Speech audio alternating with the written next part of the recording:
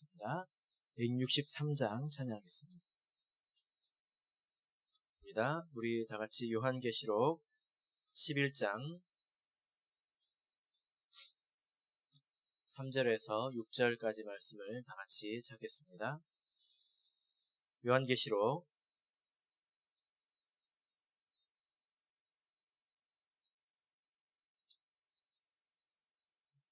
11장 3절에서 6절까지 말씀을 우리 같이 읽겠습니다. 3절 시작. 내가 나의 두 증인에게 권세를 주리니 저희가 굵은 베옷을 입고 1260일을 예언하리라. 이는 이 땅에 주 앞에 섰는 두 감람나무와 두 촛대니 만일 누구든지 저희를 해하고자 한즉 저희 입에서 불이 나서 그 원수를 소멸할지니 누구든지 하려 하면 반드시 이와 같이 죽임을 당하리라. 저희가 권세를 가지고 하늘을 닫아 그 예언하는 날 동안 비 오지 못하게 하고 또 권세를 가지고 물을 변하여 피 되게 하고 아무 때든지 원하는 대로 여러 가지 재앙으로 땅을 치리로다. 아멘. 네, 오늘 이 시간은 두 증인의 사역이라는 제목으로 하나님 말씀을 증거하겠습니다. 지난 시간 청량의 시대라는 제목으로 하나님 말씀을 이렇게 전했는데요. 여섯 번째 나팔의 때는 청량의 때입니다. 참고할 만한 말씀이 있는데요. 마태복음 13장을 보겠습니다. 마태복음 13장 47절에서 50절까지를 보겠습니다. 마태복음 13장 47절에서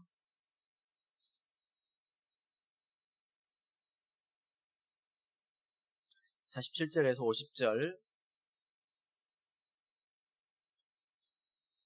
같이 읽겠습니다. 시작. 또 천국은 마치 바다에 치고 각종 물고기를 모은 그물과 같으니 그물에 가득함에 물가로 끌어내고 앉아서 좋은 것은 그릇에 담고 못된 것은 내어 버리느니라. 세상 끝에도 이러하리라. 천사들이 와서 의인 중에서 악인을 갈라내어 풀무불에 던져 넣으리니 거기서 울며 이를 갈미 있으리라. 아멘. 이 말씀을 보면 마치 예수님께서 재림하신 후에 사람들이 받는 심판에 관해서 기록한 것과 같습니다. 기록한 말씀처럼 이렇게 보입니다. 그러나 그렇지 않습니다. 어떤 점에서 그렇지 않냐면 여기서 천국은 마치 이렇게 말하고 있죠. 마태복음 안에서 천국은 하나님의 나라요 교회를 말합니다. 그래서 천국은 그물과 같습니다. 근데 그 그물 안에 무엇이 있습니까?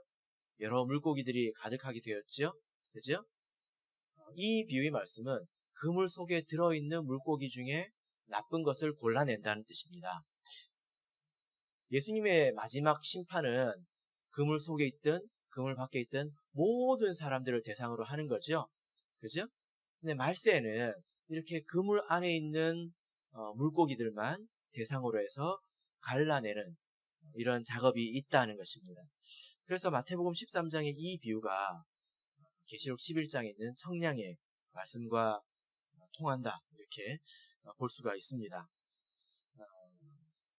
계시록 안에서 청량하는 일들을 누가 했습니까? 바로 책을 먹은 선지자가 했죠. 어떤 기준으로 했나요? 성전과 향단과 그리고 경배하는 자 이런 기준으로 했지요. 정리를 해보자면 지금까지 여섯 번째 나팔의 때를 우리가 이렇게 몇 가지 내용으로 이렇게 배웠는데요. 이것을 좀 정리를 해보자면 이 여섯 번째 나팔의 때는 우리가 두 가지 관점에서 볼 수 있다.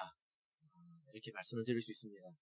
첫 번째로 이 여섯 번째 나팔의 때는 마병대의 시대입니다. 9장에서 나왔죠. 9장 16절을 보시면 마병대 수는 2만만이니 해서 기억나십니까?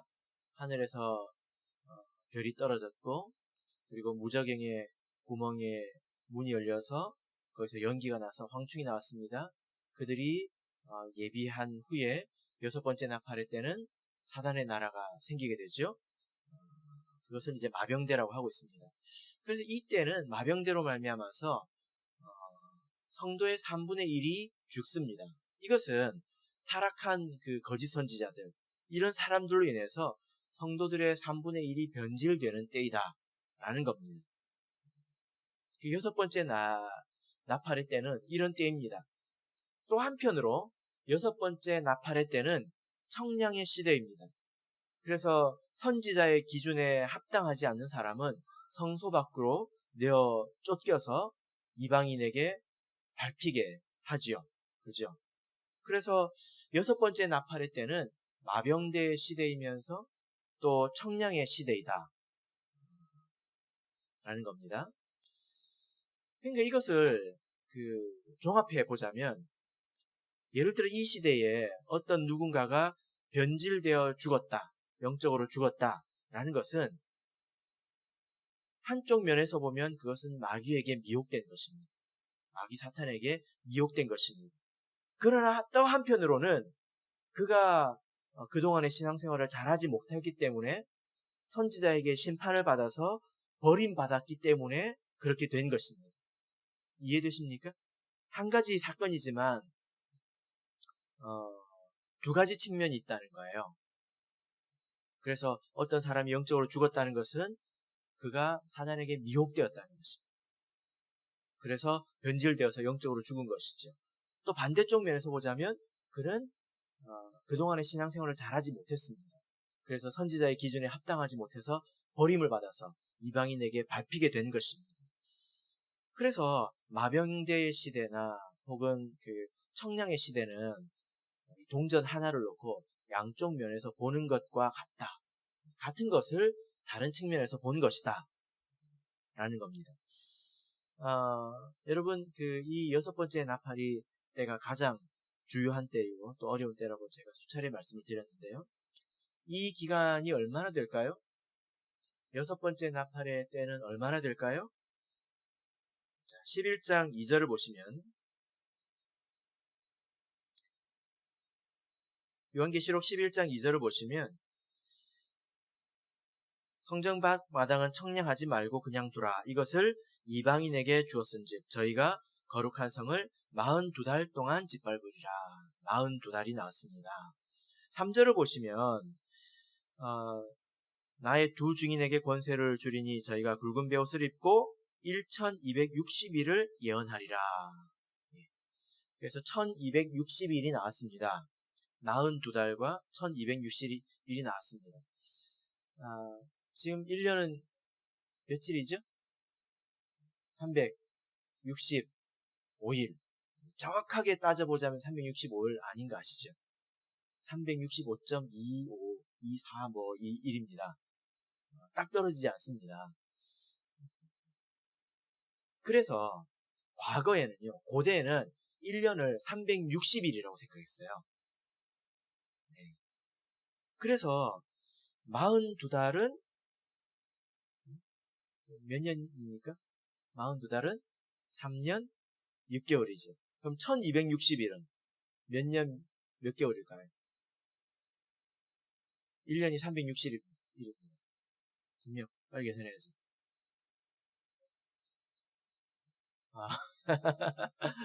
예. 왜 하늘을 쳐다보고 저기 답이 있네. 예. 1260일도 3년 6개월입니다. 계산을 해보면 그렇죠.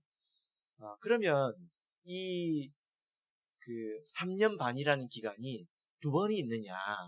그게 아니라 동일하게 3년 반이라는 기간이지만 이것이 정말로 딱 3년 반이다. 그런 건 아니에요. 우리가 그동안에 계시록에 나타나 있는 이 시간을 진짜 물리적으로 우리가 쓰는 시간으로 계산하지 않았지요. 그러나 여기 3년 반이라고 기록되어 있는데 이것이 두 번이 있느냐? 그게 아닙니다. 3년 반이 두 번이 있느냐? 그것이 아니라 같은 시간을 놓고 두 가지 관점에서 설명을 한 거예요. 그래서 그 같은 3년 6개월이라는 그 시간을 어두운 측면에서는 42달, 달은 월이지 않습니까? 밤이라는 거죠. 1261은 무엇입니까? 이렇게 낮이잖아요. 그죠? 해 일자지 않습니까? 그런 것처럼 그 시간을 놓고 어두운 측면은 42달이라고 이야기를 했고, 그 시간을 놓고 하나님의 관점에서 또 의의 관점에서 이것은 1260일이라고 이렇게 표현을 한 것입니다. 뭐 예를 들어 보면 이렇게 생각을 하시면 되겠습니다. 일제 강점기가 몇 년이었죠? 네? 1910년부터 1945년까지라고 보통 이야기를 합니다. 35, 6년 되죠. 그죠? 그런데 이 5년, 이 기간은 정해져 있잖아요? 그런데 이 기간을 놓고 일본에서 역사를 적은 거하고 한국에서 역사를 적은 거하고 같을까요? 다를까요? 다르겠죠. 왜 그렇습니까? 한국에서 보자면 굉장히 암울하고 어두운 때라고 기록을 할 것이고, 일본에서는 뭐라고 적을까요? 우리가 아주 잘 나가던 때라고 적지 않겠습니까? 그죠? 예. 그래서 그 동일한 시간을 놓고 어두움의 관점에서, 빛의 관점에서 이렇게 서로 이렇게 바라본 거예요. 제가 아까 6번째 나팔의 때를 마병대의 시대라고 볼 수도 있고 청량의 시대라고 볼 수도 있다고 말씀을 드렸지 않습니까? 이 시간은 보기 나름이라는 것입니다. 자, 그러면 이 42달 동안은 어떤 일이 있습니까? 예.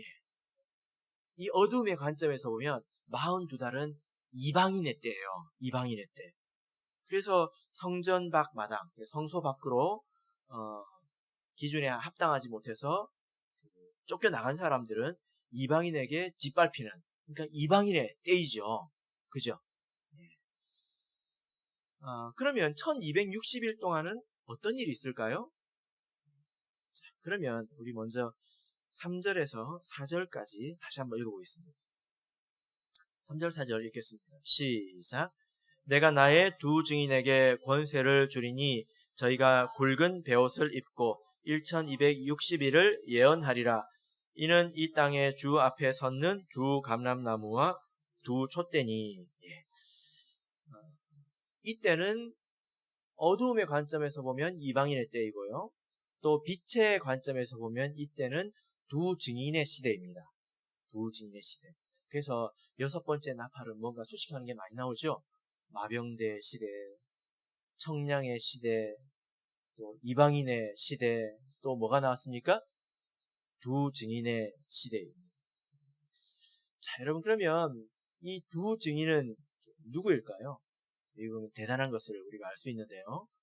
이 두 증인에 대해서 우리가 성경에 묘사된 대로 우리가 한번 정리를 해보겠습니다. 먼저 3절을 보시면 이 두 증인을 나의 두 증인이라고 하고 있습니다. 나의. 여기서 지금 나는 누구죠? 힘센 다른 천사죠. 힘센 다른 천사, 예수님 혹은 하나님이라고 해도 됩니다. 힘센 다른 천사가 나의 두 증인이라고 이야기를 하고 있어요. 그러니까 이 두 증인은 사단에게 속한 자일까요? 하나님에게 속한 자일까요? 예, 하나님에게 속한 자이겠죠. 그죠? 자, 그리고 여기 보면 두 증인은 무엇을 입고 있습니까? 붉은 베옷을 입고 있습니다. 베옷을 입고 있습니다. 이때는 이 성경을 이렇게 번역할 때에 우리나라 사람들이 이런 옷을 입지 않았기 때문에 베옷이라고 한 것 같습니다. 가장 비슷한 질감일 거예요. 근데 성경에서 이렇게 베옷은 어떤 거냐면 동물의 털로 만드는 몸에 착 달라붙는 자루 같은 옷입니다. 그러니까 이것은 옷이 아니라 옛날로 치자면 가만이에요. 가만인데 목 나오는데 구멍 뚫고 팔 나오는데 구멍 뚫고 뒤집어 쓰고 허리를 쫙 이제 짜매면 뭐가 됩니까? 원피스가 되겠지. 네? 그죠? 예. 그게 베옷이에요. 근데 이것은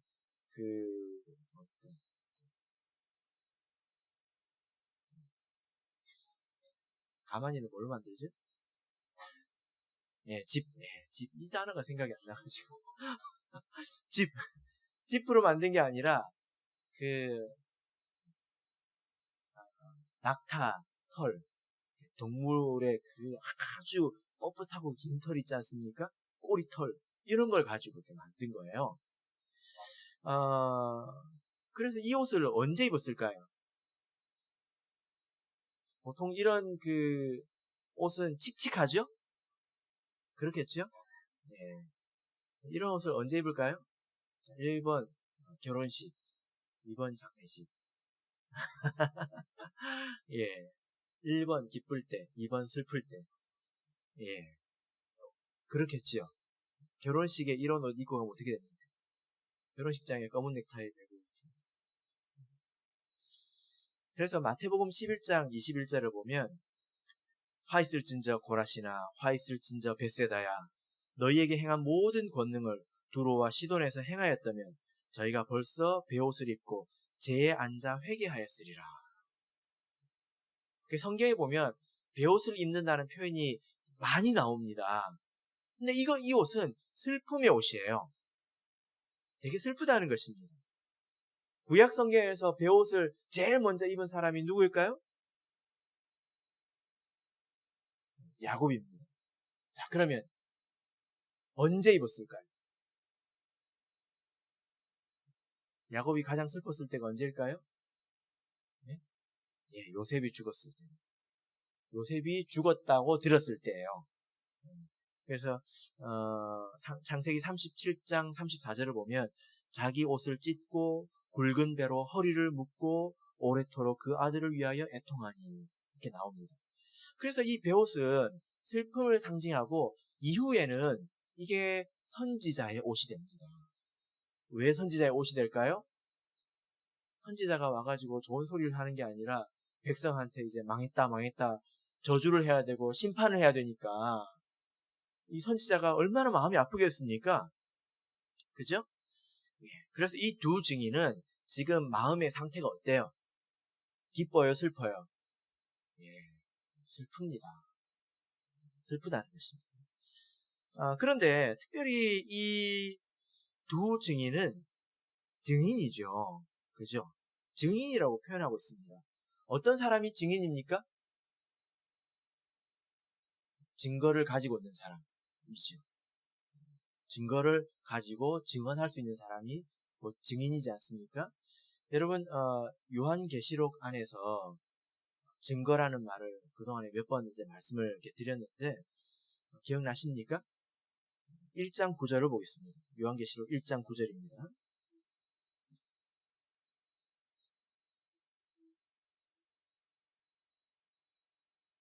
(1장 9절) 읽겠습니다.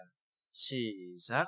나 요한은 너희 형제요 예수의 환난과 나라와 참음에 동참하는 자라 하나님의 말씀과 예수의 증거를 인하여 반모라하는 섬에 있었더니. 예. 여기 보면 이 사도 요한이 하나님의 말씀과 예수의 증거, 사도 요한은 증거를 가지고 있었다는 거예요. 이것 때문에 핍박을 받고 있지요. 그래서 이 사도 요한은 형제입니다. 그러니까 요한의 형제들, 구원받는 자들은 다 이와 같다는 거예요. 자, 6장 9절을 보겠습니다.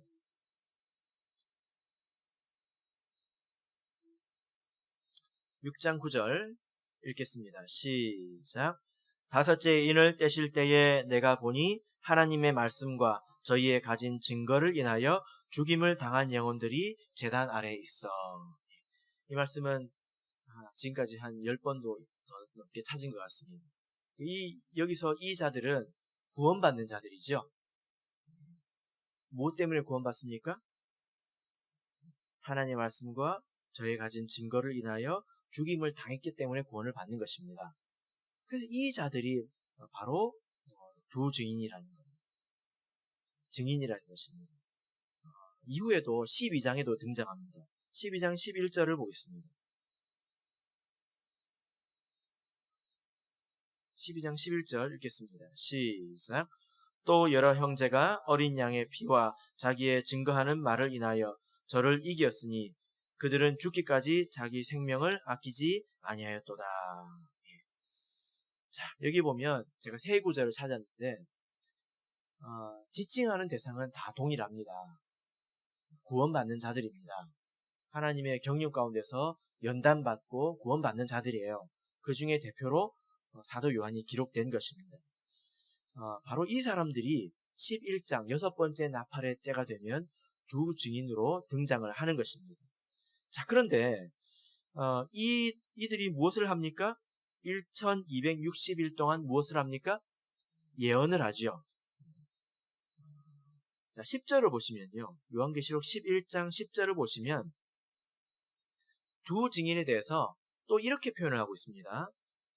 두 증인을 보고 뭐라고 표현하고 있을까요? 11장 10절을 보시면 두 선지자라고 표현하고 있습니다. 두 증인이 있고 또 따로 두 선지자가 있는 것이 아니라 두 증인이 예언을 하기 때문에 그가 곧 선지자다라는 것입니다.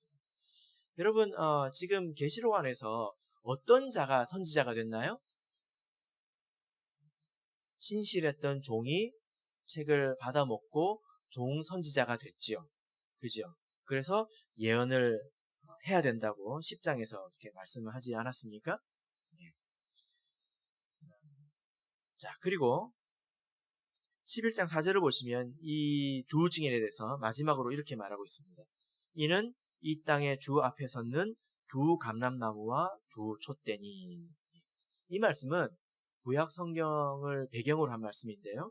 스가랴서 4장을 보겠습니다. 스가랴서 4장 11절입니다. 구약 성경 1316쪽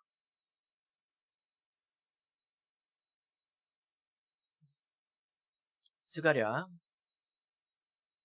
4장 11절에서 14절입니다. 4장 11절에서 14절 읽겠습니다. 시작. 내가 그에게 물어 가로되 등대 좌우의 두 감람나무는 무슨 뜻이니까 하고 다시 그에게 물어 가로되 금 기름을 흘러내는 두 금관 옆에 있는 이 감람나무 두 가지는 무슨 뜻이니까? 그가 내게 대답하여 가로되 내가 이것이 무엇인지 알지 못하느냐? 대답하되 내 주여 알지 못하니이다. 가로되 이는 기름 발리운 자 둘이니 온 세상에 주 앞에 모셔 섰는 자니라. 예. 스가랴서는요, 스가랴 선지자가 쓴 책이죠. 스가랴 선지자는 언제 때 선지자일까요? 학개 스가랴 이 두 선지자는 두 번째 성전이 지어질 때 백성들을 깨우쳤던 그런 선지자입니다. 첫 번째 성전은 솔로몬 성전, 두 번째 성전은 스룹바벨 성전이죠. 이스라엘 성전이 두 번 이렇게 지어졌지 않습니까? 그 두 번째 성전이 지어질 때 여러 가지 방해도 있었고 때로는 중단되기도 했었고 그랬어요. 그때 성전 건축을 위해서 마지막 성전을 건축하는데 힘을 이렇게 줬던 그런 선지자가 스가랴 선지자입니다. 근데 그가 이제 환상을 보았는데 그 환상 가운데서 이 두 감람나무를 보았죠. 그런데 두 감람나무가 어디에 있습니까? 11절 보면 등대 좌우라고 되어 있죠. 등대. 이 등대는 촛대입니다. 촛대. 등대 저기 바닷가에 있는 등대가 아니고요. 촛대를 여기서는 등대라고 이렇게 번역을 한 것입니다. 그래서 여기 보면 이 촛대와 감람나무가 같이 등장을 하는데 이 감람나무가 누구냐 라고 물어볼 때 이 하나님께서 뭐라고 대답하십니까? 기름 발리온 자 둘인데 온 세상의 주님 앞에 서 있는 자들이다. 이렇게 말을 하고 있습니다. 누구를 말할까요? 이 두 사람은 스룹바벨과 또 대제사장 예수아를 말합니다. 이 사람들은 이 두 사람은 여러 가지 방해가 있었지만 끝까지 성전을 건축하는 자리에 남아서 서 있었다는 거예요. 성경에서 서 있다는 것은 일한다는 것입니다. 그래서 그 성소 안에는 의자가 없죠. 제사장이 앉아있지 못합니다. 성소 안에서는. 이것은 서 있다는 것은 거기서는 항상 섬겨야 된다는 거예요. 그래서 이 그 스룹바벨과 예수와 성전을 건축하려고 애쓰는 지금 이 자들을 말하는 것입니다. 감람나무하고 촛대는 쌍을 이루는데요. 감람나무가 무슨 나무일까요? 올리브 나무죠. 예. 올리브 나무에서 뭐가 날까요? 예. 올리브가 나죠. 올리브 가지고 뭘 만들까요?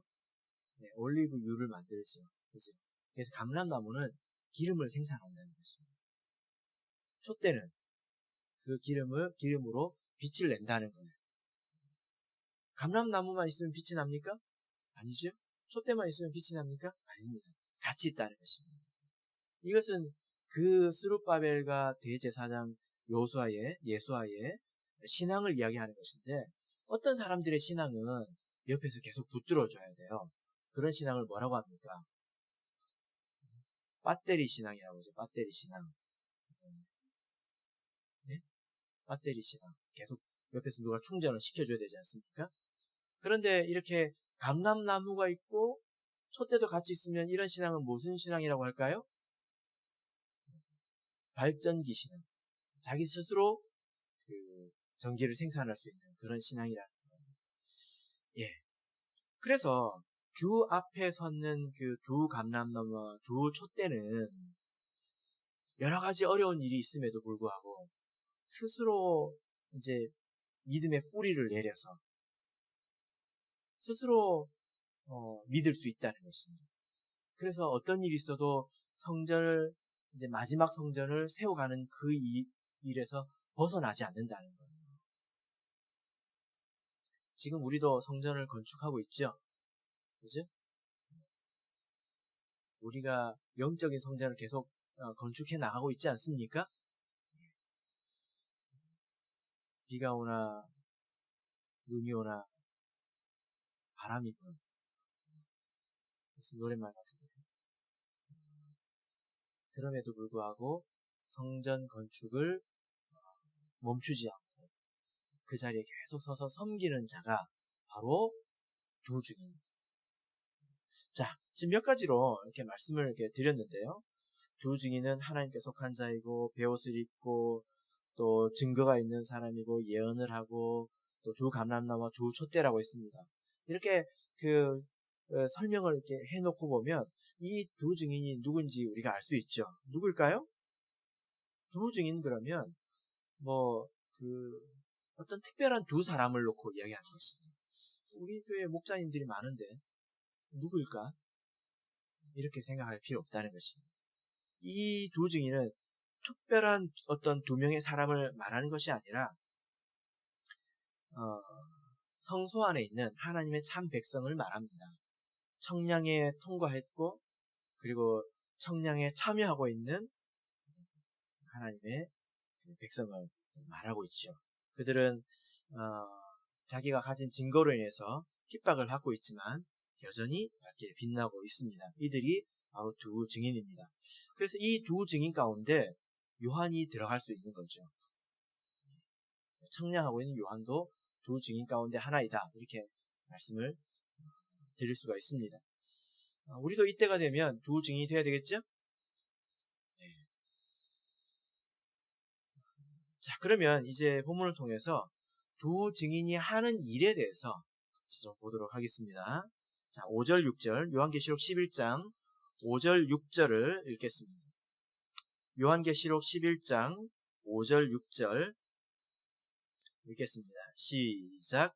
만일 누구든지 저희를 해하고자 한즉 저희 입에서 불이 나서 그 원수를 소멸할지니 누구든지 해하려 하면 반드시 이와 같이 죽임을 당하리라. 저희가 권세를 가지고 하늘을 닫아 그 예언하는 날 동안 비 오지 못하게 하고 또 권세를 가지고 물을 변하여 피 되게 하고 아무 때든지 원하는 대로 여러 가지 재앙으로 땅을 치리로다.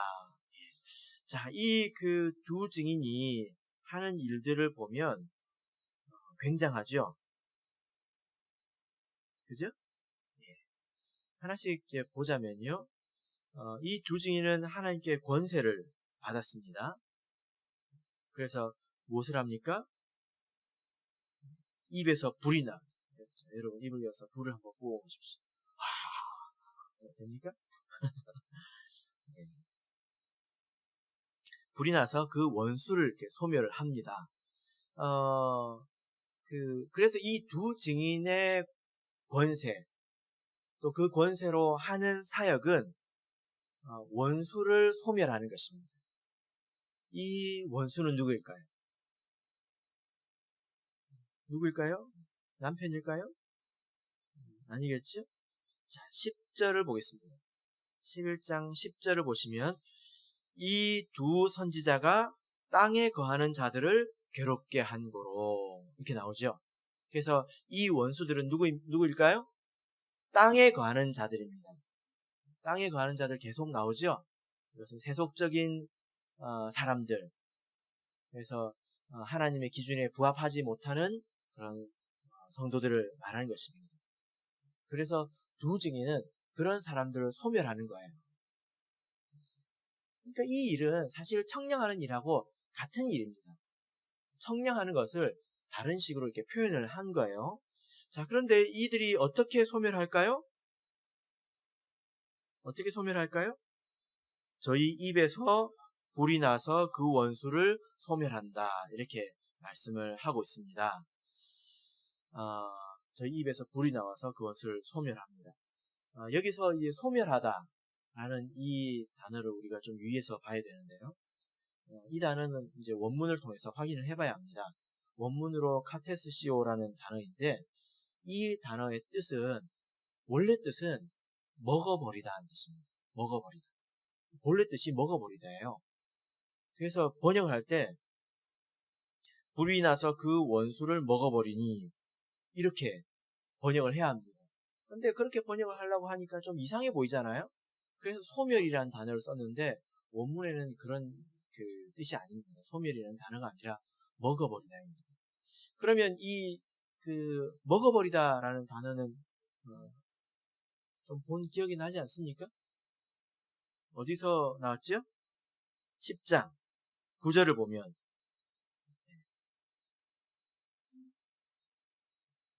천사가 작은 책을 이렇게 주었죠. 그러면서 뭐라고 했습니까? 갖다 먹어버리라 했죠. 그리고 나서 뭐라고 했습니까? 네 배에는 쓰나 내 입에는 달리라. 그리고 나중에 11절에서 예언해야 하리라 했습니다. 그래서 이 그 책을 먹은 사람들이 이제 11장에 와서 뭘 합니까? 그 원수를 먹어버리는 거예요. 무엇으로? 예언으로.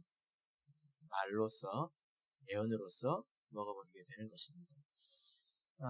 예레미야서 23장을 보겠습니다. 예레미야 23장 29절을 보겠습니다.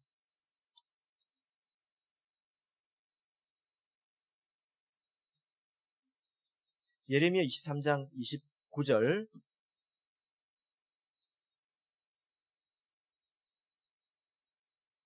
예레미야 23장 29절 읽겠습니다. 시작. 나 여호와가 말하노라 내 발이 불같지 아니하냐 반석을 쳐서 부서뜨리는 방망이 같지 아니하냐. 여기 예레미야 선지자의 말을 통해서 하나님의 말씀은 무엇과 같다 이렇게 말씀하고 있습니까? 불과 같다. 자, 그래서 이렇게 정리를 해보자면요. 이 두 증인은 입에서 불을 내는데 이것은 예언을 말합니다. 이 예언은 왜 할 수 있습니까? 작은 책을 먹어버렸기 때문에 할 수 있는 것입니다. 하나님께서 그들에게 계시하셨기 때문에 땅에 거하는 자들에 대해서 그들이 심판할 수 있는 거예요. 심판을 선언할 수가 있는 것입니다. 그래서 그들이 죽게 되는 것입니다. 여러분 이렇게 한번 생각해 보세요. 이런 일이 있으면 안 되겠죠. 목자님이 어떤 한 성도에 대해서 깊이 고민을 하기 시작했습니다. 왜냐하면 그 사람이 너무 이제 타락했기 때문에. 그래서 이제 하나님께 기도했겠죠. 하나님께서 응답해 주시기를 내가 그를 버렸다 했습니다. 그래서 목자님이 가서 뭐라고 할까요? 이제 교회 나오지 마세요. 이게 뭡니까? 이제 입에서 불이 나오는 거지. 그 사람은 영적으로 이제 끝나는 것입니다. 이런 성격이 일이라는 거예요. 정말 죽인다고 하는 것이 다 죽이는 게 아니라 성소 밖으로 내어 던져서 이방인들에게 밟히게 한다는 것입니다. 자, 다시 이제 요한계시록 11장으로 가서 6절을 보시면 이제 저희가 권세를 가지고 또 하는 일이 있습니다. 어떤 일이 있을까요? 하늘을 닫아 그 예언을 하는 날 동안 비 오지 못하게 하고. 그래서 이때는 비가 오지 않습니다. 비라고 하는 것은 뭐 생명의 근원이죠. 그죠? 하나님의 은혜를 이렇게 상징을 합니다. 또 한편으로 성경 안에서 이 비는 특별히 성령을 상징하는 것을 우리가 알고 있죠. 그렇죠? 예. 그래서 이른 비와 늦은 비가 전과 같을 것이다. 이것은 이른 비, 늦은 비 성령으로 우리에게 부어주시는 약속의 성령을 말씀하는 것입니다. 이것은 요엘서에 기록이 되어 있죠. 그죠? 그래서 이때가 되면 비가 오지 않습니다. 이 말은 성령이 내리지 않는다는 거예요. 지금 우리가 성령을 받아서 방언을 이렇게 말하고 이런 그 은혜를 누리는 때이지만 이때가 되면 성령이 내리지 않습니다.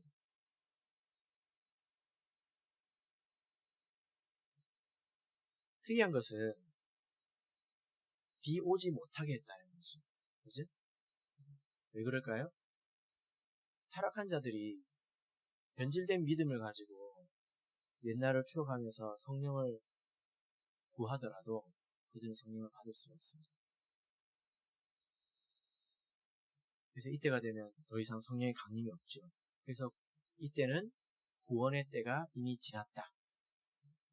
선교의 시대가 지났다. 이때는 이제 여섯째 나팔의 때는 연단의 때이다. 변론의 때이다. 라는 것입니다. 자, 그 다음에 또 어떤 일을 합니까? 6절을 보면 또 권세를 가지고 물을 변하여 피 되게 하고 아무 때든지 원하는 대로 여러 가지 재앙으로 땅을 치리로다. 물이 피가 되는 그 재앙은 어디서 우리가 본 적이 있습니까? 예, 애굽에서 내린 그 10가지 재앙 중에 첫 번째 재앙이죠. 그죠?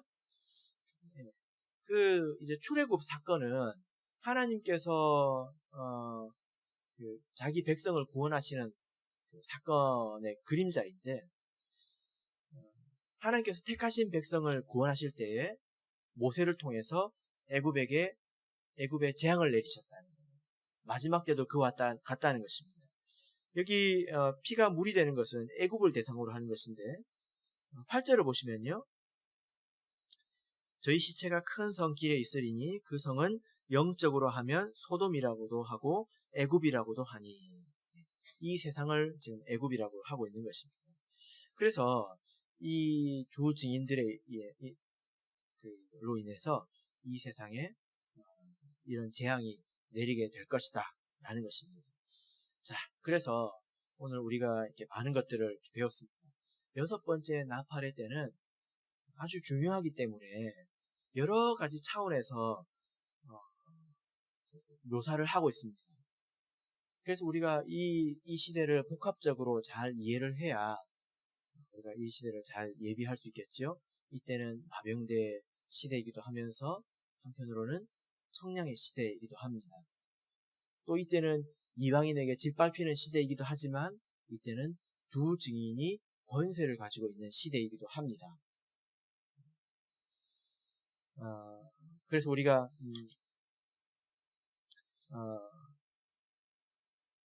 이 청량의 시대를 잘 예비해서 우리 믿음을 이제 잘 가다듬고 또 우리가 이렇게 하나님 안에 있을 수 있도록 지금 잘 노력을 해야 되겠죠. 이때가 여러분들에게 42달이 될 수도 있고요. 이때가 1260일이 될 수도 있습니다.